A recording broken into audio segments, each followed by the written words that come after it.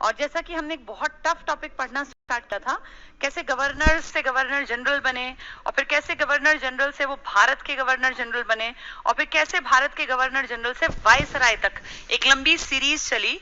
इसको बहुत सारे लोगों को हमेशा कंफ्यूजन रहता है, वो लाइफ लॉन्ग ये समझ नहीं पाते कि क्वेश्चन जब आता है तो वो गवर्नर पूछ रहा है, वो बंगाल के गवर्नर जनरल पूछ रहा है, वो भारत के गवर्नर जनरल पूछ रहा है, या भारत के वायसराय, क्योंकि पेपर में आते हैं सारे नाम, वहां ऐसा दिमाग में तैरने लगते हैं कि समझ नहीं आता क्या टिक मार्क करें। आज पहले पढ़ाने से पहले मैं इसी बात को क्लियर करना चाहूंगी ताकि तुम लोगों को दिक्कत ना रहे, ठीक है। ये पढ़ेंगे बाद में, किताबी भाषा बाद में समझेंगे, पहले तो हमारे दिमाग में ये क्लैरिटी हो कि क्वेश्चन अगर आता है तो हमें आंसर क्या सोच के करना है। अब सब लोग सब काम छोड़ के कोई कुछ टाइप मत करना, सिर्फ सामने समझो। 4 चीजें बताऊंगी तुम्हें आज मैं। गवर्नर, गवर्न करना मतलब किसी की केयर करना, जैसे बच्चे को गवर्न करती है माँ, कुत्ते बिल्ली भी अपने बच्चों को गवर्न करते हैं कि कोई उनको चोट ना पहुंचा दे, कोई उनको उठा के ना ले जाए, कोई जानवर उनको खा ना जाए। तो पेरेंट्स जो है ना, चाहे वो जानवर है, इंसान है, मछली है, कोई भी है, अपने बच्चों को गवर्न करते हैं। सरकार भी हमें गवर्न करती है, इसलिए उसको हम गवर्नमेंट कहते हैं। एक था शब्द गवर्नर, फिर एक शब्द आया, ये गवर्नर कहाँ थे? गवर्नर 3 जगह थे, जो 3 जगह के केयर टेकर थे, BEIC के। एक कलकत्ता का गवर्नर था, जो कलकत्ता में उन्होंने एक वो नहीं बनाया था बड़ा सा किला, फोर्ट विलियम, आपको 2 किले बताए थे, एक जॉर्ज, सेंट जॉर्ज, और एक फोर्ट विलियम, विलियम कलकत्ता वाला, तो इनका इलाका था, ये प्रेसिडेंसी थी इनकी। एक था मद्रास का गवर्नर, जहां वो फोर्ट सेंट जॉर्ज बनाया था, और एक था बंबई का गवर्नर। 3 गवर्नर थे। तब इनकी टेरिटरी बहुत छोटी थी, तब ये इंडिया से मेन और जो मेन का कामकाज था वो था व्यापार छुटपुट सा करना, थोड़ा बहुत पैसा कमाना, यहाँ के सामान को विदेश तक ले जाना, मुद्राएं हमें दे जाना, सोना दे जाना, जो बन पड़ता था। फिर धीरे धीरे ये इन्होंने देखा इंडिया बहुत एक इस तरह का देश है जहां पैसा बहुत है लेकिन जिसके ऊपर ध्यान रखने वाला कोई नहीं है। इंडिया का कोई गवर्न करने वाला आदमी नहीं था, और इंडिया बहुत ज्यादा डिवाइडेड था, हिंदू मुसलमानों में ना सही, लेकिन छुटपुट छुटपुट राजाओं के अंडर छोटे छोटे हिस्से थे। और कहने को मुगल बादशाह थे, लेकिन वो इतने कमजोर थे कि वो इंडिया को संभाल के नहीं रख पाए, जिसका कि नुकसान हमें आगे आने वाले दौर में देखना पड़ा। तो ये थे बंगाल, ये गवर्नर थे बंगाल के, बंबई के और मद्रास के, इनको गवर्नर बोलते थे। अभी बंगाल का नहीं कह रहे, अब वो कहेंगे बंगाल का गवर्नर जनरल, बंगाल के गवर्नर जनरल, गवर्नर जनरल। देखो नए शब्द आ गए, जनरल, गवर्नर पहले भी लिखा था, जनरल नया है। बंगाल के गवर्नर जनरल का मतलब है अब सबसे ज्यादा पावर इसको दे दी, ये इन तीनों में मोस्ट पावरफुल बना दिया।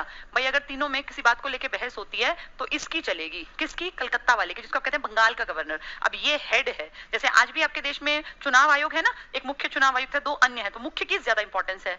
अगर बातचीत करें वैसे तो कहते हैं बहुमत की चलती है, लेकिन मेन इंपॉर्टेंस है मुख्य की। सेम ऐसे यहाँ ये कहा कि आप तीनों अपना अपना काम करो, लेकिन अगर कोई डिसीजन लेना है तो कलकत्ता वाला गवर्नर ज्यादा पावरफुल है, बंबई वाले से भी और मद्रास वाले से भी। तो ये कहलाएगा बंगाल का गवर्नर जनरल, ये बड़ी हस्ती माना गया। पहले ये तीनों बराबरी के थे, लेकिन अब इन तीनों में जब भी बैठक होती तो बंगाल वाले की एक अलग से वैल्यू थी कि भाई बंगाल का गवर्नर जनरल है, और मैं और ये बंबई और मद्रास के हम गवर्नर हैं, लेकिन ये गवर्नर जनरल है, इसकी इंपॉर्टेंस ज्यादा है।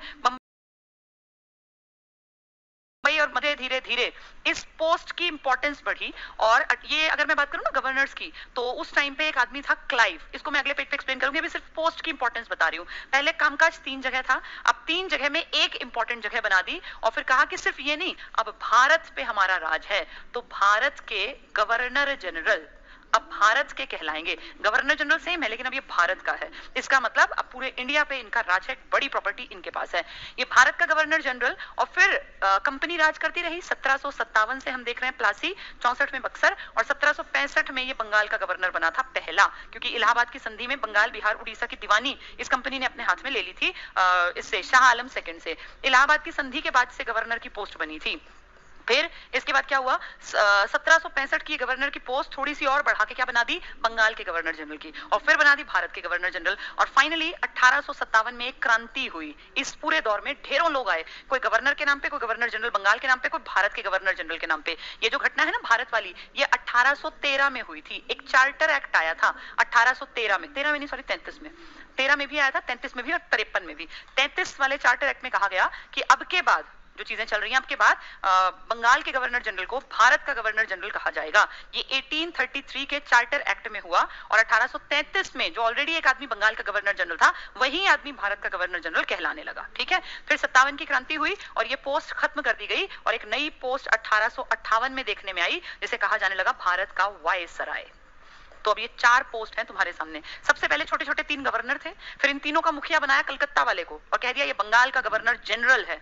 फिर एरिया बढ़ा तो बोले भारत का गवर्नर जनरल है। फिर क्रांति हुई और जो कामकाज था वो ब्रिटिश ईस्ट इंडिया कंपनी से छीन लिया महारानी ब्रिटेन ने, और वो बोले अब के बाद ये कहलाएगा इन प्लेस ऑफ किंग, यानी राजा की जगह जो इंडिया पर राज करेगा उसे वाइसराय कहा जाएगा। तो 4 बातें क्लियर हुई। पहले गवर्नर तीनों के बराबर, फिर बंगाल का गवर्नर जनरल ज्यादा स्ट्रॉन्ग, उन दोनों के मुकाबले इसकी चलेगी, फिर भारत का गवर्नर जनरल, और जब कंपनी से शासन छीना महारानी ने तो भारत का वाइसराय बना। 4 बातें क्लियर, आगे बढ़ते हैं। अच्छा, किस किस सन में हुए समझ में आ रहा है? ये गवर्नर बने थे 1765 के बाद। क्यों? क्योंकि इसी के बाद फिर स्ट्रॉन्ग तरीके से इलाहाबाद की संधि के बाद ये और ज्यादा निखरते चले गए, ऊपर आते चले गए। बंगाल के गवर्नर जनरल बने हैं 1700, आप ये लगा लीजिए 73 के हेरफेर में, जब रेगुलेटिंग एक्ट आया, रेगुलेटिंग एक्ट, जिसमें देखो वॉरेन हेस्टिंग्स था, अभी नाम मैं आगे भी एक बार दोबारा बताऊंगी। इसके बाद भारत के गवर्नर जनरल बने हैं 1833 में। तो 1765 जो इलाहाबाद की संधि है उसमें बंगाल का गवर्नर बना, फिर वही 5-7 साल बाद रेगुलेटिंग एक्ट आ गया 1773 में, तो बंगाल का गवर्नर जनरल बना। फिर 1833 में चार्टर अधिनियम के तहत वो भारत का गवर्नर जनरल बना,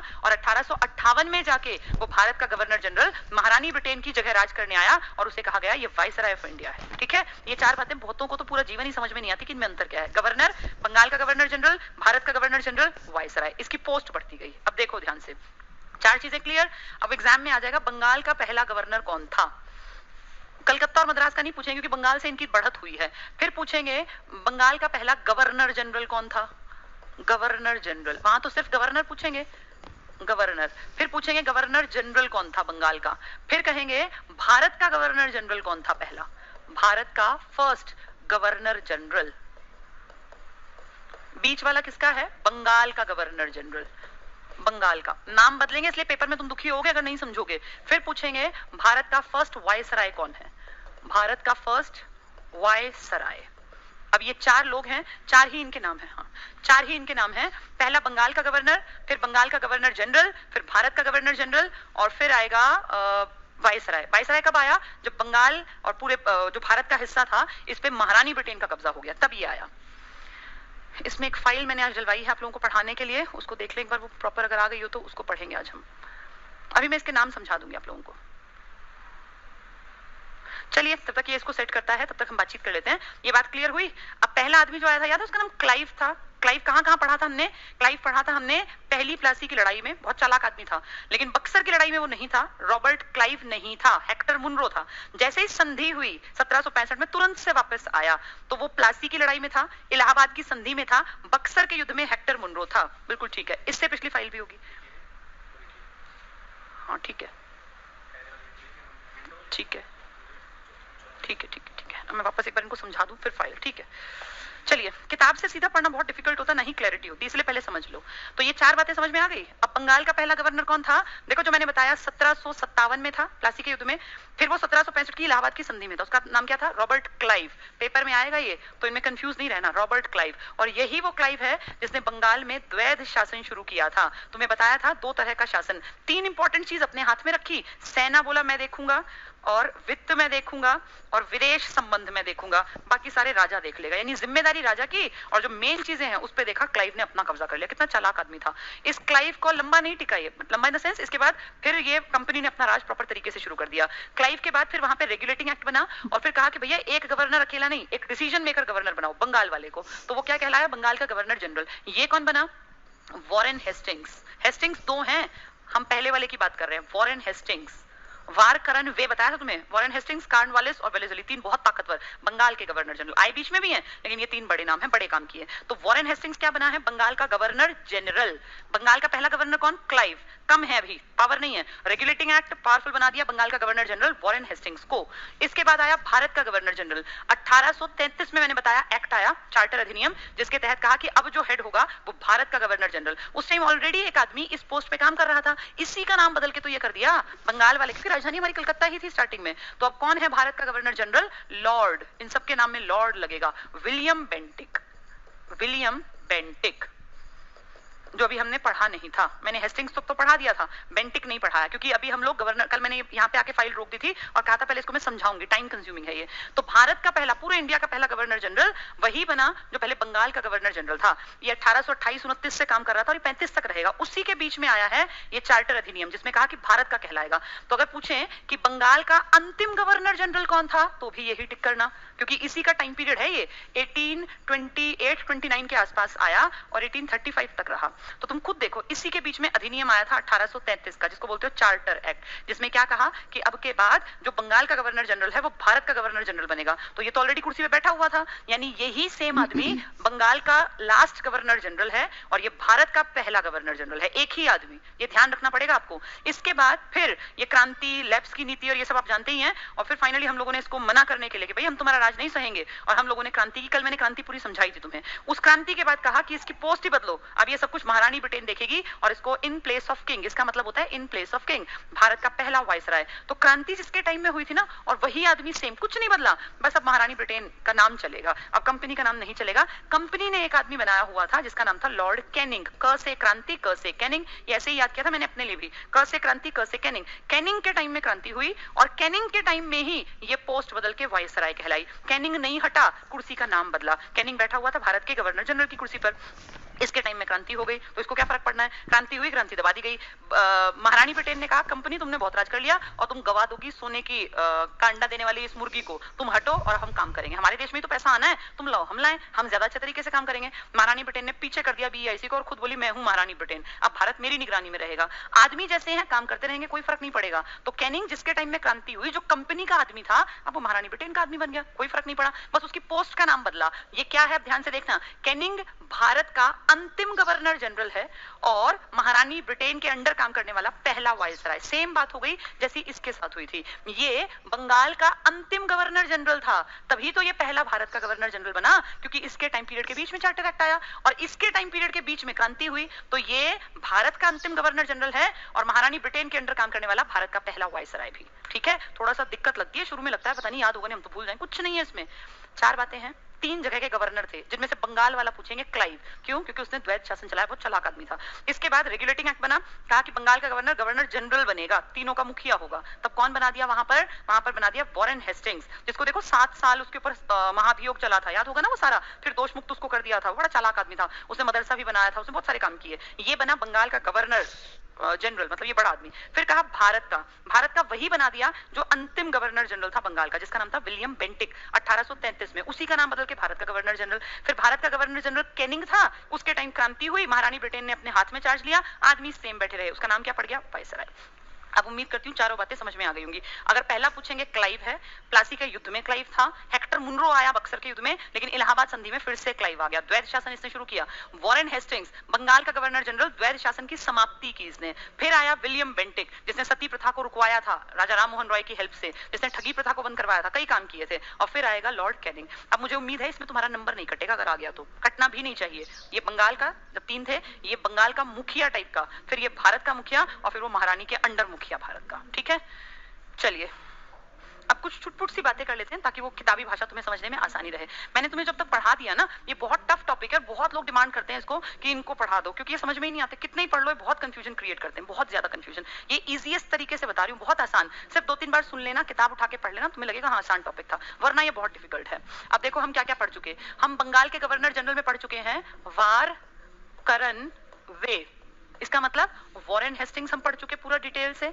हम कार्नवालिस पढ़ चुके, कार्नवालिस कोड बताया था ना तुम्हें, पुलिस थाने न्यायपालिका ये सब इसने किया था, और कार्नवालिस की ही देन है ये आईएएस टाइप की जो चीजें हैं। ठीक है, और वे का मतलब कौन था, वेलेजली। देखो जिसके टाइम में चौथा आंगल मैसूर युद्ध हुआ था, इसके टाइम में दूसरा आंगल मैसूर युद्ध हुआ, जिसमें की कौन सी संधि हुई थी, मंगलौर की। इसके टाइम में तीसरा, जिसमें श्रीरंगपट्टनम की संधि हुई, और इसके टाइम में चौथा, जिसमें की टीपू सुल्तान मारा गया। ये 3 थे बहुत बड़े, वॉरेन हेस्टिंग्स, कार्नवालिस और वेलेजली। इसके बाद छुटपुट कई लोगों के नाम आए थे, हमने पढ़े थे, उनको आज भी पढ़ लेंगे, लेकिन बड़े लोगों के काम आते हैं। यहां तक जो चल रहा था ना, ये सब बंगाल के गवर्नर्स हैं, जनरल, गवर्नर जनरल हैं, क्योंकि ये पहला गवर्नर जनरल था, यानी अभी बंगाल इंपॉर्टेंट है। फिर इसी सीरीज में आगे बढ़ते बढ़ते बढ़ते अब भारत के गवर्नर जनरल बनेंगे, और वो नाम क्या है, विलियम बेंटिक का। विलियम बेंटिक बहुत इंपॉर्टेंट, ध्यान से समझना। इस आदमी के टाइम में बहुत सारे चेंजेस हुए इंडियन सोसाइटी में, जैसे इसके टाइम में सती प्रथा पे रोक लगा दी गई, सती प्रथा को गैर कानूनी बना दिया 1829 1829 में काम करके, राजा राम मोहन रॉय को डिटेल में पढ़ेंगे तब इनके बारे में दोबारा एक बार क्वेश्चन उठेगा।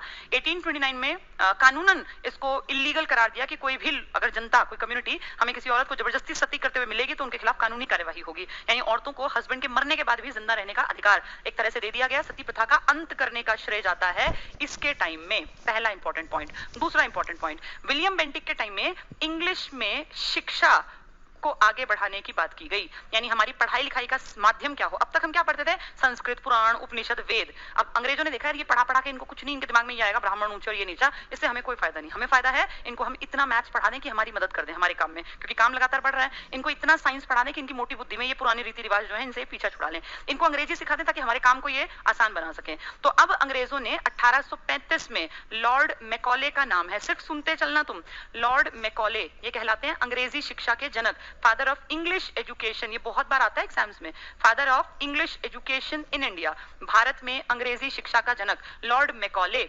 लॉर्ड मैकॉले ने सुझाव दिया कि इंडियंस को, 3 बातें बताई इसने, इंडियंस को क्या पढ़ाएं, इंडियंस को कैसे पढ़ाएं और इंडियंस में से किसे पढ़ाएं। सारे भारत को थोड़ी पढ़ाएंगे ये, सारे भारत को पढ़ा के इनको क्या फायदा, ये हर काम सिर्फ अपने फायदे के लिए करते थे। इनको कोई मतलब नहीं तुम पढ़ो लिखो ना पढ़े लिखो, क्या पढ़ाएं, तो बोले इनको अकल नहीं है, इनको थोड़ा बहुत मैथ साइंस इतना ही पढ़ाना बस, जो ज्यादा दिमाग का विकास ना हो, इतना हो जाए कि हमारी बातों को समझ सके।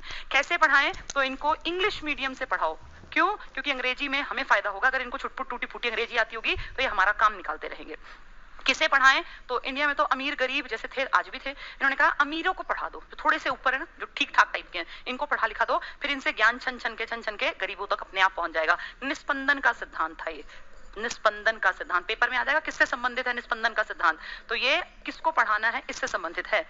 इन्होंने कहा अपने आप जो ऊंचे लोग हैं ना, जब ये अमीर लोग पढ़े लिखे होंगे, थोड़ी बहुत अंग्रेजी बोलेंगे, मान लो किसी नौकर को कहेंगे कि bring me a glass of water, तो उसका मतलब नौकर आइडिया लगाएगा कि वाटर मतलब पानी, तो वो थोड़ी थोड़ी अंग्रेजी सीखेगा, फिर वो अपने घर जाएगा तो उसके बीवी बच्चों को थोड़ा बहुत गिरते पढ़ते आ ही जाएगा, छुटपुट सा, जितनी हमें जरूरत है। ये था छलनी का सिद्धांत, निस्पंदन का सिद्धांत। अमीरों को पढ़ा दो, इंग्लिश में पढ़ा दो, थोड़ा बहुत मैथ साइंस सिखा दो। ये सब किसकी देन है, इन सब के उत्तर दिए लॉर्ड मैकॉले ने, जिसको हम कहते हैं father of English education in India. लेकिन ये इंडिया पर राज करने नहीं आया, मैकॉले ने सिर्फ 3 क्वेश्चन के आंसर दिए और मैकॉले की रिपोर्ट को हमने अपने यहाँ पे विलियम बेंटिक के टाइम में इसके ऊपर काम करना शुरू कर दिया। विलियम बेंटिक ये इंडिया में बैठा है, ये विदेशी है, इनकी मदद की थी राजा राम मोहन रॉय ने, क्योंकि राजा राम मोहन रॉय ये फील कर रहे थे कि सच में इंडियंस का विकास नहीं होगा जब तक कि वो पढ़ेंगे लिखेंगे नहीं, और इंडियंस को ये अकल है नहीं कि पढ़ना लिखना चाहिए इस तरीके से। जैसे हर टाइम का की जरूरत अलग होती है ना, आज जरूरी नहीं है कि हम वेद जानते हो, तुम मैंने और मैंने कभी वेद पढ़े ही नहीं, लेकिन आज जरूरत भी नहीं है। आज जरूरत है कि हम साइंटिफिक टेम्पर हमारे अंदर हो, हमें मैथमेटिक्स आता हो, हमें अपने देश की हिस्ट्री पता हो, हमें इकोनॉमिक्स पता हो, हम पॉलिटिकल साइंस को समझें,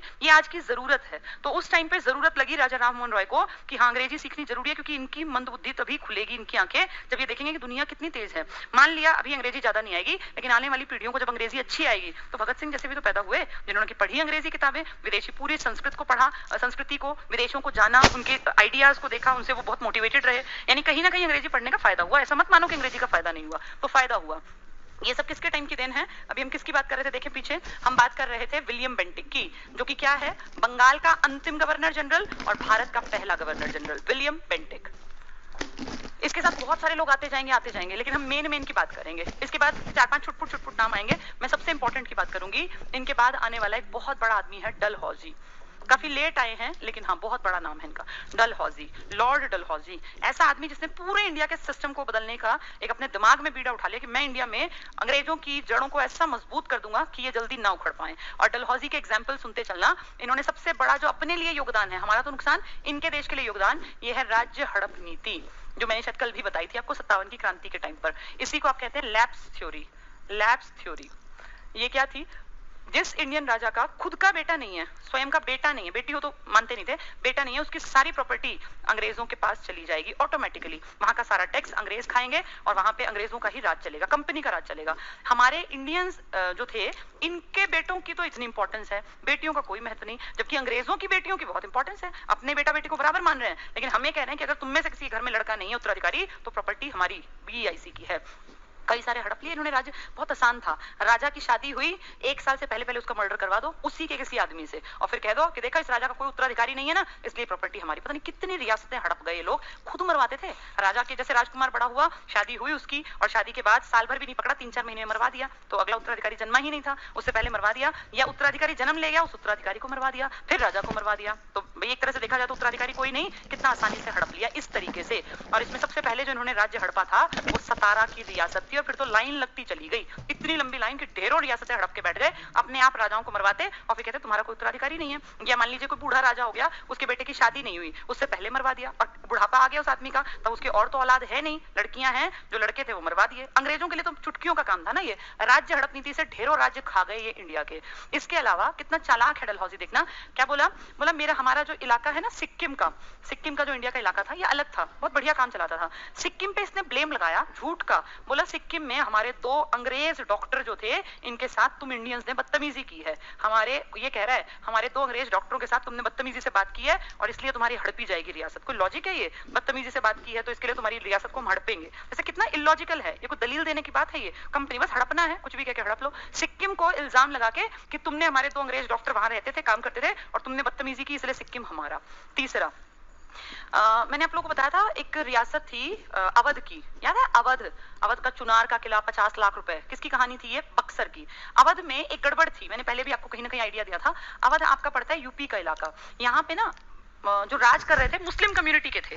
जैसे पहला नाम अगर मैं बताऊं आपको तो हम पढ़ के आए थे शुजाउद्दौला। मैंने क्या बताया था, इसकी एक गड़बड़ क्या थी, 1761 में जब इंडिया में पानीपत की तीसरी लड़ाई हुई तो इसने मराठों का साथ नहीं दिया जो कि ओरिजिनल इंडियन थे, इसने साथ दिया अहमद शाह अब्दाली का जो कि अफगानिस्तान से उठ के यहाँ लूटने आया था। कितना मतलब बेवकूफी भरा डिसीजन था, एक विदेशी आके तुम्हारे देश को लूटने के लिए आ रहा है दिल्ली को टारगेट बना के, और तुम उसका साथ दे रहे हो कि मेरी सेना तेरे साथ खड़ी होगी। कितनी बड़ी बेवकूफी है। अरे अपने आपस में तुम घर में लड़ते मरते कुछ करते, लेकिन विदेशियों के सामने तुम एक क्यों नहीं खड़े हुए, और मराठों की सेना से उल्टी तरफ आके खड़ा हो गया लड़ने के लिए। कितनी बड़ी गलती है 1761 की। इसका रिजल्ट देख लो, 1764 में जब ये था, शाह आलम सेकंड था, ये मुगलों का बचा हुआ जो वंशज छोटे मोटे थे ये, और एक ये अपना बंगाल का मीर कासिम, इन तीनों की संयुक्त सेना थी, लेकिन इन तीनों की सेना को मुंह की खानी पड़ी बक्सर के युद्ध में 1764 में। तो शुजाउद्दौला जैसे लोग जब सही टाइम पे डिसीजन नहीं लेते ना, तब देश को नुकसान पहुंचता है। और अब इसी का एग्जांपल देखना, अवध इनका नौकर बन गया कंपनी का, PEIC। बाद में शुजाउद्दौला जैसे जितने लोग आए, सबने कहा जो कंपनी करे कहेगी हम वही करेंगे। तो सही टाइम पे डिसीजन नहीं लेगा तो दूसरों की माननी पड़ेगी, विदेशियों के अंडर रहना पड़ेगा गुलाम बनके। तो शुजाउद्दौला के बाद ढेर लोग आए, इन्हीं में से एक आदमी था वाजिद शाह, इन्हीं की अगली पीढ़ी में है ये। वाजिद शाह जो है ये अवध का नवाब है। वाजिद शाह बहुत बढ़िया, ये चाटुकार है, अंग्रेजों के तलवे चाट रहे हैं यहाँ से स्टार्ट करके 1765 से, और अब तक ये अंग्रेजों के तलवे ही चाटते जा रहे हैं। इनको 100 साल हो गए, पीढ़ियां बदली, लेकिन ये अपनी उस चीज से बाज नहीं आए, और अंग्रेजों के पक्के वाले जो होते हैं ना कि हम तो आपके दास हैं, इस टाइप से काम कर रहे हैं। बहुत बढ़िया, अच्छी बात है अंग्रेजों के लिए, हमारे लिए नुकसान है, उनके लिए अच्छा है। लेकिन इस अली वाजिद शाह पे भी इल्जाम लगा दिया इस डलहौजी ने, और क्या बोला कि ये ढंग से काम नहीं कर रहे, कुशासन कर रहे हैं, अच्छा राज नहीं चला रहे। सोचो जिसके बाप दादा परदादा इसके तलवे चाटते थे इनकी कंपनी के, आज उन पे आरोप लग रहा है, जिन्होंने सदा इनकी मतलब जहां इन्होंने पैर रखा वहां उन्होंने अपनी हथेली रख दी कि भैया अंग्रेजों को कुछ नहीं होना चाहिए, हम हैं इनके केयर टेकर। और आज इन पे इल्जाम लगाया PEIC ने कि तुम्हें तो शासन करना ही नहीं आता, कुछ शासन का आरोप लगा के इन्हीं को हड़प लिया। ये वही अवध है जिसने उस टाइम पर सही डिसीजन नहीं लिया था। अगर अपनों का साथ देते, मराठों का साथ देते, तो अब्दाली की क्या हिम्मत थी कि यहाँ अटैक करके लूट के ले जाए। और अब्दाली को अगर हरा दिया जाता तो अंग्रेजों को भी डर लगता कि भैया ये मराठे इतने ताकतवर हैं और ये सारे मिलकर एक हो गए तो हमारी औकात नहीं है यहाँ टिकने की। लेकिन अपने जब वही ना अपना सिक्का खोटा हो तो दूसरे को दोष क्यों देना। अंग्रेज तो चालाक थे, इन्होंने जब गद्दारी अपने देश से कर दी उस टाइम पर, तो अब इनकी अगली नस्लें भुगतेंगी इस चीज को। अवध भी गया, सिक्किम छीन लिया, झूठ मूठ में कि 2 डॉक्टर का बदतमीजी की। अवध जो इनका चापलूस था, एक नंबर ये था कि भैया जो कहेंगे वो कर देगा। अवध देश से गद्दारी करना अवध के लिए मिनटों का काम था उस टाइम पर, इनके राजाओं के लिए। जनता ऐसी नहीं थी, जनता चाहती थी अच्छा, लेकिन जनता के हाथ में नहीं था। ये सब इस काम किसके टाइम में हो रहे हैं, डलहौजी के टाइम में। तो सिक्किम गया, अवध गया, राज्य हड़प में ढेर राज्य गए। इससे आगे सुन लो, डलहौजी के टाइम में एक कमीशन आया, इनाम कमीशन। सुन के लग रहा होगा इनाम बांटेगा, लेकिन सुनो ये क्या करता था। इसने कहा डलहौजी ने जितनी जागीरें पड़ी हैं, बहुत, इंडिया तो बहुत बड़ा है ना, वर्ल्ड का 7वां बड़ा, ब्रिटेन की औकात कितनी है, बहुत छोटा सा है हमारे राज्यों जितना, और इंडिया इतना बड़ा। इसने कहा डलहौजी ने जितनी जागीरें पड़ी हैं जिनका आता पता ही नहीं है कि वो किसकी है किसकी नहीं, उन सबको, जो हमें टैक्स नहीं देती, इन सबको हड़प लो। सबको, जो जागीर है ना और जिसका कोई अता पता नहीं है, मान लो किसी राजा के अंडर सच नहीं है या वहां से कोई बढ़िया टैक्स नहीं आता, तो उसको हड़प लो, वो हमारी है, वो ब्रिटिश ईस्ट इंडिया कंपनी की है। तो जो सरकारी कोई पुरानी राजा महाराजा की कोई छुटपुट प्रॉपर्टी कहीं पड़ी थी जिसमें कोई गांव बसा हुआ था, लेकिन उसका कोई केयर टेकर सच नहीं था, कोई टैक्स नहीं वसूलता था, तो पता करो कहां कहां से जागीर इस तरह की है, उन सबको हम अपनी जागीर बना लेंगे। ये कमीशन बना दिया इनाम, नाम से लगता है इनाम बांटेगा, पर देखो इसने क्या किया कि जिन पे टैक्स नहीं था उनको लेके और बोले ये बीईआईसी के, कैसे हड़प हड़प के पूरी प्रॉपर्टी इन्होंने हड़प ली। साउथ के लगभग राज्यों ने इनके साथ सहायक संधि का कहीं ना कहीं, या फिर लैप्स की नीति, सिक्किम इन्होंने हड़प लिया। और इसके अलावा एक हमारे जो ये थे ना रणजीत सिंह जी, ऐसा नहीं कि सारा डलहौजी के अलावा भी काम हुआ, कंपनी कर रही है काम। हमारे जो अपना सिख इलाका था, पंजाब का इलाका, यहाँ आंग्ल सिख युद्ध हुए थे।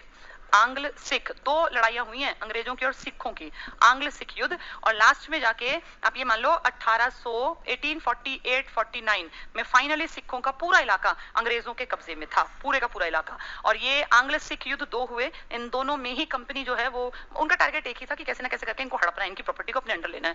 पंजाब में महाराजा रणजीत सिंह ने काम किया था, रणजीत सिंह बहुत बढ़िया, इन्होंने पूरे अपने एरिया को ढंग से गवर्न किया था। पर फाइनली जाके आंग्ल सिख युद्धों के बाद ये कंफर्म हुआ कि अब अंग्रेजों का ही राज चलेगा इस इलाके पर भी। तो पूरा ही तो इनका हो गया। आप सोचो, दिल्ली इनकी है, पंजाब इनका है, यहाँ बंगाल बिहार उड़ीसा इनका है, मैसूर इनका है, हैदराबाद तो इनका चापलूस है, अवध को इन्होंने हड़पा, सिक्किम को इन्होंने, तो पूरा भारत यही तो है, सब कुछ हड़प के बैठ गई है, सब कुछ खा लिया इन लोगों ने। ये सब करने के बाद इन्होंने थोड़ा सा काम भी किया अपने फायदे के लिए। काम किया से मेरा क्या मतलब है, इंडिया में रेल चलेगी, पहली ट्रेन 1853 में मुंबई से थाने के बीच पहली ट्रेन चलाई गई। 34 किलोमीटर का सफर था महाराष्ट्र में, और हमें ये लगा कि हमारा बहुत विकास हो रहा है, लेकिन इस विकास में भी फायदा अंग्रेजों का ही था, क्योंकि एक जगह से दूसरी जगह पहले जाते थे तो घोड़ों पे जाते थे, क्रांति होती तो बड़ी दिक्कत आती थी इनको, लेकिन विद्रोह होते। अब इन्होंने ट्रैक बिछाने स्टार्ट कर दिए, ट्रैक बिछेंगे धीरे धीरे, लेकिन जहां जहां ट्रैक बिछेंगे वहां पे अंग्रेज फौज भेजना बहुत आसान हो जाएगा, रसद भेजना बहुत आसान हो जाएगा। तो ये सब चालाकी ये अपने फायदे के लिए ही कर रहे हैं, नाम दे रहे हैं हम इंडियंस का फायदा कर रहे हैं। इनके टाइम में, इन अंग्रेजों के टाइम में, कंपनी के टाइम में पोस्ट ऑफिस एक्ट आया, पोस्ट ऑफिस एक्ट, इसमें चिट्ठी पत्री के ऊपर काम हुआ। इनके टाइम में टेलीग्राफ लाइन बिछाई गई, ये फायदे की बातें दिखा रही हूँ, टेलीग्राफ लाइन बिछाई गई। तो कुछ इस तरह के काम हुए जिससे कहीं ना कहीं इंडिया का विकास हुआ, लेकिन उस विकास का टारगेट भी अंग्रेजों का हमारा विकास नहीं था, अपना खुद का विकास करना था। ठीक है, तो ये अब इतना आपको समझ में आ गया। अब क्रांति से पहले का टॉपिक मैंने आपको पढ़ा दिया, अब चलो इसको थोड़ा सा देख भी लेते हैं। क्रांति से पहले का, क्रांति मैंने कल पढ़ा दी थी, मतलब बुक से नहीं हुई, वैसे पढ़ा दी। लॉर्ड मिंटो, यहां से हमें पढ़ना था, देखो मैंने ये आपको पढ़ा दिया था। जॉर्ज बार्लो हो गया ना, बाली वाला बताया था, जब ये था इसके टाइम में साउथ में विद्रोह हुआ था, वो जातीय चिन्ह माथे पे वो सब लगाते थे, देखो ये पढ़ाया था मैंने आपको, वेल्लोर विद्रोह। ये वेल्लोर में नहीं था, ये था बंगाल में, वेल्लोर में विलियम बेंटिक था उस टाइम। लॉर्ड मिंटो मैंने आपको पढ़ा दिया था, रणजीत सिंह की संधि वाला, ये वाला टॉपिक हो गया था। चार्टर एक्ट 13, हेस्टिंग्स भी मैंने आपको पढ़ा दिया था, ये दूसरे वाला हेस्टिंग्स है, पहले वाला नहीं है ये। ठीक है, मराठों को पूरी तरह से नष्ट कर दिया हेस्टिंग्स के टाइम में, पिंडारियों का दमन किया, पूरा हो गया था। ये एमहर्स्ट, ये नहीं हुआ था, ये एमहर्स्ट भी शायद पढ़ा दिया था, हाँ पढ़ा दिया था, ये कोई खास काम हुआ ही नहीं था। गवर्नर जनरल, यहाँ आके मैंने कहा था कि मैं कल समझाऊंगी फिर आगे बढ़ेंगे, आज मैंने पहले इसलिए समझाया ताकि अब ये टॉपिक तुम्हें समझ में आए। देखो बोर्ड पर लिखा है भारत का गवर्नर जनरल, भारत का, इससे पहले क्या थे, बंगाल के गवर्नर जनरल, और उससे पहले सिर्फ गवर्नर थे। हम 4 स्टेजेस जानते हैं, सिर्फ गवर्नर, फिर बंगाल का गवर्नर जनरल, फिर भारत का गवर्नर जनरल, और फिर भारत का वायसराय। तो हमने बंगाल के गवर्नर पढ़ लिए, द्वैत शासन वाला, जिसका नाम क्या था, क्लाइव। फिर हमने पढ़ा बंगाल का गवर्नर जनरल,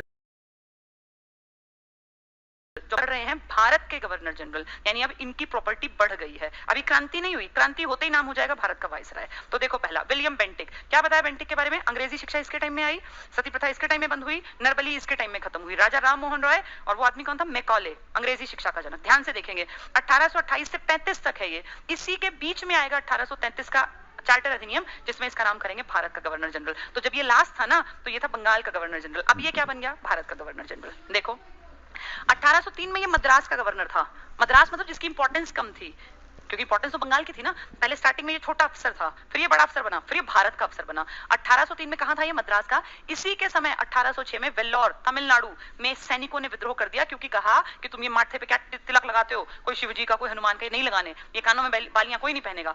जॉन बार्लो, याद करो बार्लो, वो बंगाल में था, बंगाल में जो मेन हेड था, लेकिन उस टाइम एक छोटे गवर्नर के तौर पर मद्रास को संभाल रहा था विलियम बेंटिक। आने वाले दौर में ये बंगाल का बनेगा और फिर यही भारत का बनेगा। ठीक है, तो अब ये बार्लो पूछे तो बंगाल का, और अगर पूछे कि जहां हुआ वहां का कौन था, तो विलियम बेंटिक था। याद रखना, ये बहुत 2 अलग अलग बातें हैं। 1829 में उसने राजा राम मोहन रॉय के सहयोग से सती प्रथा को प्रतिबंधित किया। 1829 में सती प्रथा पे बैन लगा दिया, कानूनी कार्यवाही होगी अगर किसी को सती किया गया तो। बेंटिक ने ठगी प्रथा, ठगी जो मैंने बताया था, ठग होते थे बहुत सारे और किसी किसी को ठग लेते, पैसे उसके खा जाते हैं उसको बेवकूफ बना के। ठगी प्रथा की समाप्ति के लिए कर्नल स्लीमैन, ये कल पढ़ा दिया था, 30 ने बालिका हत्या को प्रतिबंधित किया। नेक्स्ट देखो, यहां आके फिर मैंने कहा था इसको समझ लेना, लॉर्ड विलियम बेंटिक बंगाल का अंतिम गवर्नर जनरल, इस पॉइंट को ध्यान से समझना। विलियम बेंटिक, ये ऐसा नाम है जो बंगाल का अंतिम गवर्नर जनरल है, और आगे पढ़ें 33 के चार्टर एक्ट के तहत बंगाल के गवर्नर जनरल को क्या बना दिया? भारत का गवर्नर जनरल। एक ही आदमी बंगाल का है, वही बन गया भारत का, तो इसका मतलब भारत का पहला है और बंगाल का आखिरी गवर्नर जनरल है ये। इसी तरह देखो, इस प्रकार विलियम बेंटिक भारत का पहला गवर्नर जनरल, जो बंगाल का अंतिम भी है। एक ही आदमी है ये, इसका नाम है विलियम बेंटिक। बहुत बहुत बहुत इंपॉर्टेंट पॉइंट, बहुतों की समझ में नहीं आता, तुम्हें अब समझ लेना है ये। कारण क्या? अब इनकी प्रॉपर्टी बढ़ के बंगाल से भारत बन गई, तो जो बंगाल का अंतिम गवर्नर जनरल है वही भारत का पहला गवर्नर जनरल है। बहुत इजी है। नेक्स्ट, विलियम बेंटिक का कार्यकाल शिक्षा सुधारों के लिए जाना जाता है। कौन सी शिक्षा का सुधार किया इन्होंने? मैंने अभी आपको बताया। 3 क्वेश्चन, क्या पढ़ाएं, सब्जेक्ट, किसे पढ़ाएं, अमीर गरीब, और कैसे पढ़ाएं, संस्कृत में, इनकी लोकल भाषा में या अंग्रेजी में। तो शिक्षा सुधार हो गए ना ये। क्या शिक्षा सुधार इससे पहले किए थे? पहले हम अपनी पढ़ाई पढ़ते थे। 1813 में ये दिखावटी बोले, हम तुम इंडियंस के ऊपर 1 लाख रुपया खर्च करेंगे 1 साल का, हम तुम्हें पढ़ा लिखा के लायक बनाएंगे। ये था ना कि हम तो अमीर हैं, समझदार हैं, तुम बेवकूफ हो, तुम काली चमड़ी वाले हो। तो बोले हम हर साल 1 लाख रुपया खर्च करेंगे। 1 लाख कह के और फिर 20 साल तक 1 रुपया खर्च नहीं किया। क्या बोले? कि हमें पता ही नहीं चला किसको पढ़ाएं, कैसे पढ़ाएं, और ये क्या रखें, टॉपिक सब्जेक्ट्स क्या रखें। फिर इसके लिए काम करने आते हैं मैकॉले, और मैकॉले तीनों का आंसर देते हैं, किसे पढ़ाएं, कैसे पढ़ाएं और क्या पढ़ाएं। 20 लाख रुपए खा गए। कोई पूछने वाला थोड़ी, तुमने तो कहा था हर साल 1 लाख खर्च करेंगे, कहां गए वो? 20 साल हो गए, 1 रुपया खर्च नहीं किया। अब कह रहे हैं ठीक है हमें पता चल गया, तो इसलिए लिख दिया शिक्षा सुधार। दिखावटी है, इनको सब पता था, खुद भी तो पढ़ते थे, लेकिन दूसरे का भला कौन करेगा। सन 1835 में बेंटिक ने कलकत्ता में कलकत्ता मेडिकल कॉलेज की स्थापना की। तो मेडिकल कॉलेज, अब इनको भाई बीमार भी तो होंगे ना यहाँ, तो डॉक्टरों की जरूरत पड़ेगी, थोड़ा बहुत डॉक्टरी हमें भी सिखा दी। इसने भारतीयों को उत्तरदायी पदों पर नियुक्त किया। अच्छे ऑफिसर्स के ग्रेड पे इसने 2-4 भारतीयों को भी रखा, अच्छी बात है।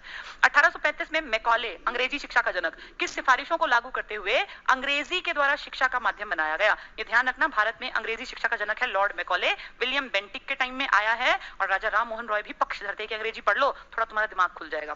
चार्ल्स मेटकॉफ इसके बाद आया। देखो टाइम पीरियड बहुत छोटा है, आया और चला गया। मेटकॉफ ने कुछ नहीं किया, प्रेस का मुक्तिदाता है। इसने कहा प्रेस में जो छपता है छपने दो, कोई बात नहीं, लोग पढ़ लेंगे, इतने पढ़े लिखे हैं ही नहीं, कितना यूज करने दिमाग का। इसने अपने 1 वर्ष के कार्यकाल में प्रेस पर से नियंत्रण हटाया, बहुत काम की चीज, प्रेस पर से। तुम्हें क्या लगता है कि भारत की आजादी में प्रेस का कोई योगदान था? बिल्कुल था, बिल्कुल, क्योंकि प्रेस उस टाइम पे आज की तरह बिकाऊ नहीं थी। उस टाइम प्रेस मीडिया का एक साधन था, तब टीवी नहीं चलते थे, रेडियो भी बहुत लेट स्टार्ट हुए, लेकिन अखबार बहुत पहले से स्टार्ट हो चुके थे। और याद करो 1780 में पहला अखबार छपा था, जेम्स अगस्त हिक्की ने छापा था, बंगाल गजट। ये आपको याद भी होगा, मैंने बताया भी था। इंडिया का पहला अखबार बंगाल में, क्यों? क्योंकि वहीं पढ़े लिखे लोग थे। बंगाल गजट पहला अखबार है, 1780 में छपा है, और छापा है जेम्स अगस्त हिक्की ने। जेम्स अगस्त हिक्की, इसको JH हिक्की भी लिख दे, JA हिक्की भी लिख देते हैं। जेम्स अगस्त हिक्की, पहला अखबार। अब अखबार छपते हैं, लेकिन अभी पढ़े लिखे लोग कम है और अखबार उतना पढ़ते नहीं। फिर भी एक कहते हैं विचार कभी नहीं मरते। भगत सिंह ने कहा था ना, ये विचार अखबारों से आगे कहीं ना कहीं कोई तो बताता होगा, कोई तो टीचर कहता होगा कि देश में ऐसा हो रहा है, ऐसा हो रहा है, गलत हो रहा है, तो कहीं विचार ट्रेवल करते हैं। बीच में प्रेस पे प्रतिबंध लगा रहे, कोई नहीं छापेगा अखबार इस तरह के, लेकिन अब इसने कहा नहीं, प्रेस को करने दो अपना काम, प्रेस क्यों ना छापे, लोगों को पढ़ने का मौका मिले। तब पढ़ता था हार्डली 1%, शायद उतना भी नहीं पढ़ता था। तो इसने क्या किया, इसे भारतीय प्रेस का मुक्तिदाता कहते हैं। इसने प्रेस को मुक्ति दिलवाई कि छपने दो, कोई बात नहीं, कितने लोग पढ़ लेंगे, कितनों की समझ में आ जाएगा, छपने दो अखबारों को। मेटकॉफ भारतीय प्रेस का मुक्तिदाता, पेपर में आ जाता है। भारतीय प्रेस का मुक्तिदाता कौन कहलाया? मेटकॉफ। 1 साल के लिए आया, लेकिन प्रेस में फायदा कर गया। ये मैंने अपने टाइम में तो याद किया था, कॉफी पीते पीते लोग अखबार पढ़ते हैं, तो मेटकॉफ, कॉफी अखबार प्रेस, ऐसे याद किया था। मेटकॉफ, वरना भूल जाते हैं ना, तो मेटकॉफ, कॉफी पीते पीते अखबार, तो प्रेस का मुक्तिदाता कौन है? मेटकॉफ, याद रखना ये। नेक्स्ट, ऑकलैंड, कुछ खास नहीं है, सिर्फ पढ़ लो इसको। इसके समय की सबसे महत्वपूर्ण घटना है प्रथम आंग्ल अफगान युद्ध। अफगान, ये अफगानिस्तानी पहले भी तो आया था, 1761 में अफगानिस्तानी तो था वो भी जो आया था, अब ये इनसे लड़ रहे हैं, अफगान युद्ध। 1839 में इसने कलकत्ता से दिल्ली तक जीटी रोड की मरम्मत कराई। ये तो हमने पहले ही बनवा रखी थी, हमारे यहाँ पे जीटी रोड बहुत पहले बन गई थी। किसने बनवाया था जीटी रोड? शेरशाह सूरी ने इस पे मेन काम किया। वैसे चंद्रगुप्त मौर्य के टाइम में बन गई थी ये। मौर्य कब थे? आज से हजारों साल पहले कच्ची रोड बनी थी, फिर शेरशाह ने उसके ऊपर काम कराया, पक्की बनवाई वो सड़क। शेरशाह सूरी कौन? हुमायूं के टक्कर में जो था, 1540 से 45 तक में काम हुआ। हमारे इंडियन की खासियत थी, इंडियन में जो थे ना, इंडिया में पैसा लगाते थे। अब इसने क्या किया, उसकी मरम्मत करवा दी, क्योंकि इनको आना जाना पड़ता था ना, इसलिए। नेक्स्ट, एलन बरो, इसका एक पॉइंट काम का है, एलन बरो पढ़ लेते हैं। पहला आंग्ल अफगान युद्ध समाप्त हुआ, सिंध को अगस्त पूर्ण रूप से ब्रिटिश साम्राज्य में मिला लिया गया। सिंध जो कि पहले भी इंडिया का था, बीच में अलग हो गया था, वापस से सिंध हमारे साथ आ गया। दास प्रथा का उन्मूलन, ये काम का है, पेपर में आएगा। दास प्रथा का उन्मूलन कर दिया। मतलब जड़ से खत्म कर दी दास प्रथा। दास पुराने टाइम से थे ना, याद होगा 1,80,000 दास भी थे एक आदमी के, सर्वाधिक दास किसके थे? फिरोज शाह तुगलक के। तो दास प्रथा बहुत पहले से चली आ रही है। इसने एलन बरो ने दास प्रथा को खत्म किया। ये मैंने जो याद किया था ना, मैंने याद किया था दासों को बरी कर दिया, फिर भूलते नहीं है। कॉफ, कॉफी कब पीते हैं? प्रेस, अखबार पढ़ते पढ़ते। तो मेटकॉफ प्रेस का मुक्तिदाता था। किसको बरी कर दिया? दासों को। तो एलन बरो, दास बरो, कुछ ना कुछ दिमाग में कोड रखोगे तो याद रहेगा, नहीं तो भूल जाओगे। मेटकॉफ, कॉफी, चाय, चाय कॉफी कब पीते हैं? जब अखबार पढ़ते हैं। तो प्रेस का मुक्तिदाता एलन बरो, बरी कर दिए दास की, जाओ तुम सब बरी कर दिए, भाग जाओ। तो बरो आएगा दास प्रथा में, ठीक है। आगे क्या कह रहे हैं? एलन बरो के कार्यकाल को कुशल आकर्मण्यता की नीति का काल, यानी इसने कुछ भी ज्यादा ऐसा काम किया ही नहीं, आराम करके अपना, ठीक है, 2 ही साल तो टिके थे, ज्यादा टिके ही नहीं, 42 से 44। तो इसमें हमारा क्या फायदा कर गए? दास प्रथा का उन्मूलन करके, बहुत अच्छी काल है। तो कुशल, बहुत परफेक्ट, आकर्मण्यता, काम ज्यादा नहीं किया, मतलब टाइम पीरियड बढ़िया कटा लेकिन काम नहीं कर गए। तो कुशल आकर्मण्यता की नीति का काल किसको कहते हैं? एलन बरो, जिसने कौन बरी करवा दिए? दास बरी करवा दिए। 2 ही साल टिके थे, ज्यादा कुछ नहीं हुआ, 42 से 44। तो दास याद करना और आकर्मण्यता। आगे देखना, सप्ताह में एक दिन का अवकाश की शुरुआत 1843 में हुई। इससे पहले तो ये था ना, दासों को खूब परेशान करते 24-24 घंटे, इसने दास भी मुक्त करवा दिए। भाई प्रथा उन्मूलन, जड़ से खत्म करो, और सप्ताह में एक छुट्टी जरूर दो, संडे की जरूरी नहीं लेकिन हफ्ते की एक छुट्टी कंफर्म कर दी गई, ठीक है। वैसे इसके ऊपर मेन काम हुआ था 1881 में जाके। लॉर्ड हार्डिंग प्रथम, प्रथम का मतलब द्वितीय भी जरूर होगा, बिल्कुल है। 1911 में जब राजधानी दिल्ली आएगी ना कलकत्ता से, तो लॉर्ड हार्डिंग सेकंड के टाइम में आएगी। अभी पुराना पढ़ रहे हैं, अभी 1844 पढ़ रहे हैं, फिर 1911 पढ़ेंगे। लॉर्ड हार्डिंग प्रथम इसका नाम है। पहला आंग्ल सिख युद्ध इसी के समय में हुआ, अंग्रेज विजयी हुए। नरबली प्रथा पर प्रतिबंध, इसका ये इंपॉर्टेंट, ये हार्डिंग प्रथम, ध्यान से देखना, बहुत हार्ड था, बहुत मुश्किल था नरबली को रुकवाना। नरबली यानी आदमियों की बलि दी जाती थी। हमारे यहाँ पे ना कल्चर था ये, जैसे कुछ भी होता था घर में से एक आदमी की बलि दे दो, ये प्रथा थी और हम इसको फॉलो कर रहे थे। इन्होंने कहा गलत तरीका है, ऐसे आदमियों की बलि नहीं देनी। तो नर बलि को बंद किसने करवाया? बहुत हार्ड था, मुश्किल था इसको बंद करवाना, क्योंकि ये हमारे रीति रिवाजों में था। तो हार्ड चीज खत्म करवा दी, नर बलि का अंत करवाया। 3 बहुत छोटे आ गए, एक नाम आया मेटकॉफ का, मेटकॉफ, एक नाम आया एलन बरो का, और एक आया हार्डिंग का। इन तीनों को कोड से याद करना, क्योंकि ये बहुत लंबे नहीं टिके। वो 42 से 44 था, ये 44 से 48, 4 3 2 साल में, लेकिन एक एक काम का कर गए। इसने क्या किया? कॉफी वाले ने प्रेस, प्रेस का मुक्तिदाता। ये बरो ने किसको बरी करवाया? दास प्रथा को बंद करवाया। और हार्डिंग क्या हार्ड था? नर बलि को बंद करवाना बड़ा मुश्किल था, क्योंकि लोगों को आदत पड़ी हुई थी, ये जो टोने टोटके और ये सब थे ना, इसमें तुरंत से किसी की भी बलि दे देते थे। तो नर बलि को बंद करवाना बड़ा हार्ड था, इसने करवा दिया। नर बलि पर प्रतिबंध बहुत बहुत इंपॉर्टेंट है, ये तीनों याद रखना अब, ठीक है। नेक्स्ट देखो, अच्छा ये कंप्लीट हो गई फाइल। कौन सी खोली थी मैंने? 3rd थी या 4th थी? मैंने ये वाली खोली थी फर्स्ट। अच्छा ठीक है, सेकंड में है लॉर्ड लिटन 76 से 80। 3rd में क्या है? ये तो मैंने करा दी ना। अच्छा ये हुआ नहीं हमारा, अभी हमने यही तो पढ़ा है, उसने मुझे डबल में ही दे दिया। हमने ये 3rd वाली पढ़ ली पूरी, है ना? ये वाली, ये तो वायसराय है, वायसराय भी शुरू नहीं करने। हमने पढ़ लिया 1848 तक, 1848। तो इसमें बीच वाले उसने नहीं लिखे क्या? यहाँ से है ये वाला, 1848 तक पढ़ लिए थे ना हमने। उनमें कुछ नहीं है खास, वो जो पढ़ाए बस एक एक वर्ड याद कर लेना। कॉफी के साथ प्रेस आएगा, मेटकॉफ के साथ प्रेस का मुक्तिदाता। बरी ने क्या बरी कर दिए? दास, दास प्रथा का उन्मूलन। और किसके साथ ये आएगा? नरबली वाला हार्ड काम था, हार्डिंग फर्स्ट के साथ। अब आगे आते हैं लॉर्ड डलहौजी, ये करेगा बड़े स्तर के काम, बहुत बड़े स्तर के। यही तो सारी चीजों को हड़पेगा, लैब्स की नीति इसी के दिन है। देखो अब फिर देखो, टाइम भी तो ज्यादा है ना, इसने 8 साल काम किया, 8-9 साल में तो बहुत कुछ हड़प सकते थे। पहला पॉइंट देखें, आंग्ल सिख युद्ध 1848-49, जिसके बाद फिर कोहिनूर हीरा छीन लिया। कोहिनूर हीरे ने भी बहुत लंबी यात्रा की। कहां से स्टार्ट हुआ था? तेलंगाना की खदान से निकला था। कभी इंडियन राजा साउथ में था, उसके यहाँ तेलंगाना की खदान से एक हीरा निकला, बहुत खुश हुआ, उसने अपने ताज में लगवाया। फिर उसके ऊपर अटैक हो गया। अलाउद्दीन खिलजी के टाइम में मलिक काफूर आया, तो उसने सोचा यार ये आदमी तो बड़ा अटैक कर रहा है और बड़ी सेना लेके आया, इससे कैसे बचा जाए। तो उसने अपनी एक बहुत बड़ी आदमकद की मूर्ति बनवाई, बहुत बड़ी, मैंने सब पढ़ाया हुआ तुम्हें। और उसको इसने सोने की जंजीरों में, सोने की मूर्ति सोने की जंजीरों में लिपटा हुआ दिखाया, और उस इतनी 6-8 फुट की पूरी मूर्ति को उठा के ले गए और मलिक काफूर के दरबार में, मतलब जहां वो उसका टेंट था, और उसको सामने खड़ा किया और थाली में पेश किया कोहिनूर हीरा। तो कहा कि ये हमारे राजा ने दिया है, उन्होंने आपकी अधीनता मान ली, आप उन पे अटैक मत करो, और ये हीरा अपने राजा को यानी अलाउद्दीन खिलजी को, सुल्तान को दे देना। तो मलिक काफूर वो हीरा लेके अलाउद्दीन खिलजी तक आया। फिर वहां से वो ट्रेवल करता करता करता शाहजहां के तख्ते ताऊस जब उसने बनवाया था, उसमें फिर उसने अपना एक सोफा सेट बनवाया, और वो जो पहनता था उसमें था ये कोहिनूर हीरा। ये कोहिनूर हीरा फिर यहाँ से नादिर शाह ले गया लूट के 1739 में, जब यहाँ एक मूर्ख मुगल, बेवकूफ मुगल यहाँ पे राज कर रहा था मोहम्मद शाह रंगीला। फिर वहां से वापस आया वो रणजीत सिंह के पास, महाराजा रणजीत सिंह जो पंजाब की शान थे उनके पास, लेकिन उनसे लड़के अंग्रेजों ने उनको हरा दिया। चीटिंग तो करते ही थे अंग्रेज, अंग्रेजों के खून में गद्दारी थी। और फिर उनका वो हीरा ले जाके अपनी महारानी ब्रिटेन को पेश किया, और तब से आज तक महारानी के ताज के बीचों बीच लगा हुआ है हमारा इंडिया की खदान का कोहिनूर हीरा। पूरी दुनिया जानती है कि कोहिनूर हीरा हमारा है, लेकिन आज हमें कोई देगा नहीं, जबकि इंडिया की खदान से निकला था। चलिए पढ़ते हैं।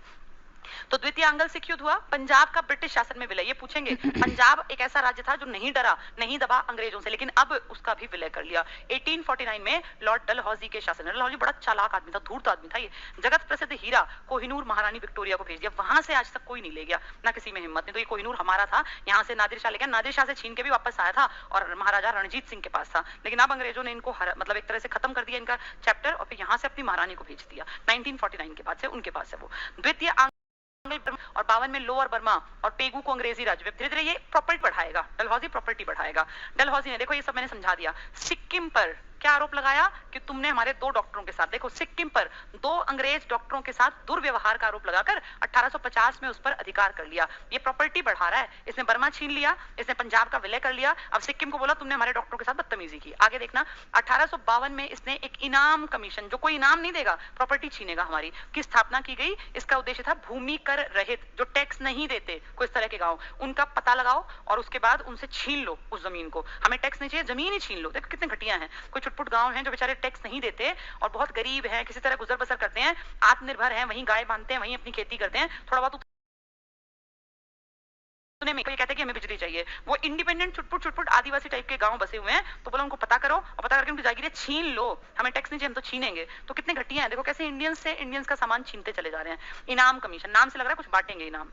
अगला, डलहौजी का शासनकाल, उसके व्यपगत सिद्धांत, ये सबसे घटिया काम इसका, व्यपगत सिद्धांत जिसको कहते हैं डॉक्ट्रिन ऑफ लैप्स, लैप्स की नीति, हड़प की नीति के कारण अधिक याद किया जाता है। यह सिद्धांत इस तर्क पर आधारित था कि अगर किसी शासक की मृत्यु हो जाती है और उसका कोई पुरुष वारिस नहीं है, तो उसकी रियासत हड़प कर ली जाएगी। और न जाने कितने राजकुमारों को इन्होंने इसलिए मार दिया कि इसका बाप बुढ़ा है, मरने वाला है, और अब उनका और कोई बेटा तो हो नहीं सकता, और अगर वो गोद लेंगे तो हम मानेंगे नहीं, बेटे को हम मार देते हैं। पता नहीं कितने इन्होंने मर्डर किए इस चक्कर में, तो उसकी रियासत हड़प कर ली जाएगी। सबसे पहले सतारा, पेपर में आ जाएगा, सबसे पहले कौन हड़पा इन्होंने, साउथ इंडिया में सतारा। ये सतारा याद है, सतारा मैंने आपको पढ़ाया था, शिवाजी, उनके बेटे संभाजी, फिर उनका भाई, फिर उनकी पत्नी, फिर उनका बेटा शिवाजी, सतारा वहां पढ़ाया था, नई राजधानी, ये इन्होंने हड़प लिया। तो ये कितने घटिया है कि सबको अपने आप देख के प्लान करके मरवा देते हैं कि यहाँ का कोई पुरुष। सिक्किम देख लो इन्होंने कैसे हड़प लिया, सब कुछ हड़पते जाएंगे। पंजाब इन्होंने हड़प लिया।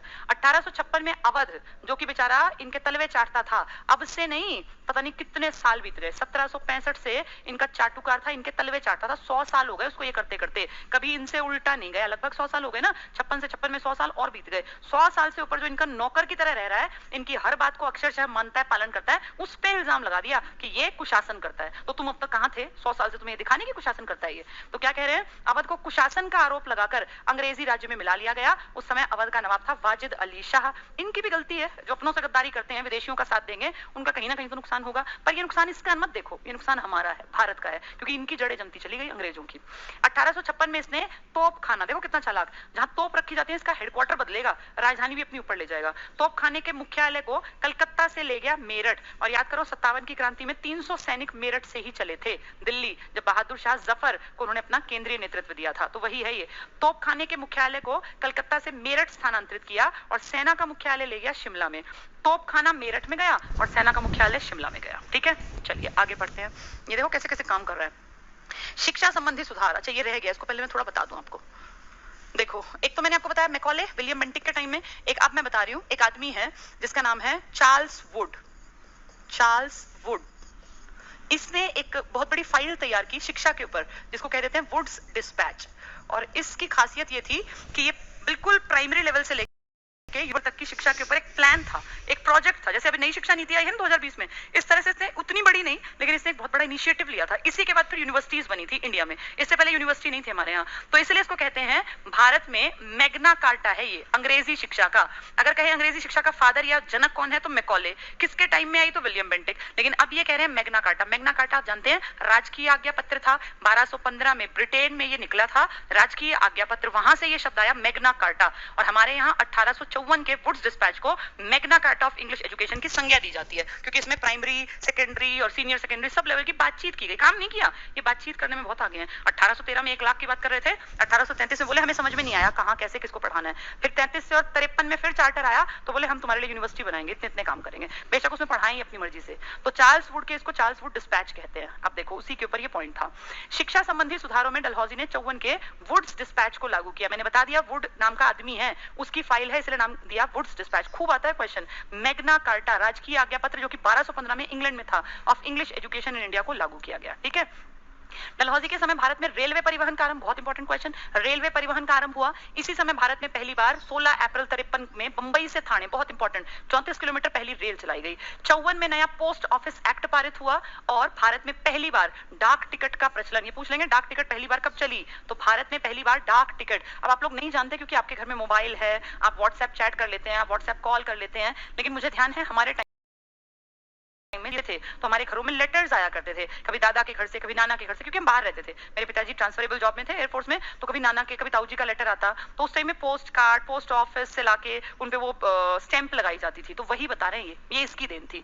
पहली बार डाक टिकट का प्रचलन इसके डलहौजी के टाइम में। इसने पृथक रूप से भारत में पहली बार सार्वजनिक निर्माण विभाग, आज भी चल रहा है, पब्लिक वर्क डिपार्टमेंट, PWD, इसके रेस्ट हाउस होते हैं लगभग जगह, और लोक सेवा विभाग की स्थापना हुई। तो इक्की दुक्की अच्छी चीजें मान लेते हैं। रेल इसके टाइम में चली, डाक टिकट इसके टाइम में आया, पब्लिक वर्क डिपार्टमेंट इसके टाइम में, लेकिन ये सब इनके अपने फायदे के लिए था। चाहे आज हमें फायदेमंद दिख रहा है, लेकिन उस टाइम इन्हीं का फायदा था। इसके समय में पहली बार 1853 में कलकत्ता और आगरा, कलकत्ता तो मेन गढ़ है, वहां से आगरा के बीच पहली बार बिजली से संचालित तार सेवा। पूछ लेंगे पहली तार लाइन कहां चली, कहां से कहां, कलकत्ता से आगरा। किसके टाइम में, जब ट्रेन चली, डलहौजी के टाइम में, जब वो बाहर जो स्टैंप लगती है ये डाक टिकट वो चली। ये सब इसके टाइम में हुआ। तो कुछ अच्छे काम भी हैं इसके, लेकिन हाँ नेगेटिव ज्यादा है। चलिए आगे बढ़ते हैं। उसने शिमला को ब्रिटिश भारत की गर्मियों में, जब दिल्ली बहुत गर्म हो जाती थी ना, ये कलकत्ता भी, तो ये भाग जाते थे शिमला। शिमला में क्योंकि बहुत अच्छा माहौल है, और आप अगर अब भी शिमला जाएं तो आप देखेंगे वहां छोटी छोटी ट्रेन्स दिखेंगी आपको शिमला के आसपास।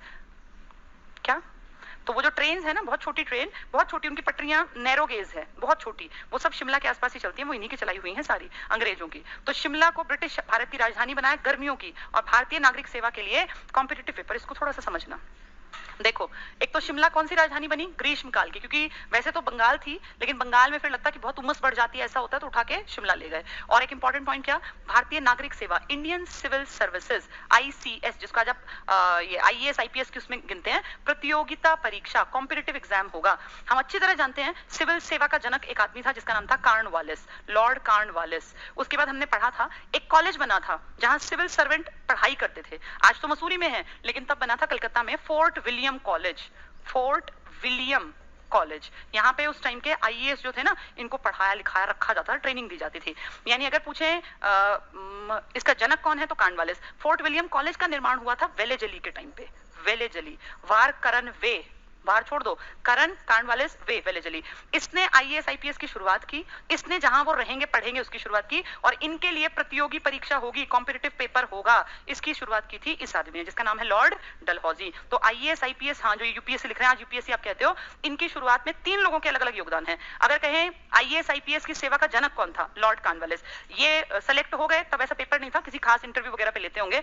इसके बाद ये कहाँ रहेंगे, कहाँ इनको कोर्स करने का मौका मिलेगा, तो उसके लिए कॉलेज बनाया, फोर्ट विलियम कॉलेज, वेलेजली के टाइम में। फिर कहा कि कॉम्पिटिटिव पेपर रखवाएंगे, डलहौजी ने। ठीक है, चलिए आगे बढ़ेंगे। बस ये डलहौजी देखो कितना लंबा है, खत्म ही नहीं हो रहा, कितने काम किए। डलहौजी द्वारा विलय किए गए राज्य, कौन कौन से हड़प लिए हमारे राज्य, पहले सबसे पहले सतारा हड़पा 1848 में। इसका टाइम पीरियड भी तो तभी शुरू हुआ था, इसी के हेरफेर में, 1848 से 56 तक है ना ये। आते ही इसको सबसे पहले सूझा कि कैसे हड़पूं, तो सतारा हड़पा। फिर जैतपुर, बघाट, उदयपुर, झांसी, नागपुर, करौली, अवध, ये तो बड़े बड़े हैं, छोटी छोटी रियासतों का कुछ नहीं पता, उनकी लाइन ही नहीं है। ये तो वो हैं जिनके कि राजा फेमस थे। अवध पे क्या बोले, कुशासन, तू ढंग से काम नहीं कर रहा, 100 साल से तुम्हारे अकॉर्डिंग चल रहा है, तो अब तुम्हें कुशासन दिख गया 56 में। ये हो गया लॉर्ड डलहौजी का, इतने सारे काम हैं। उम्मीद करती हूँ डलहौजी की फाइल सबकी समझ में आ गई होगी।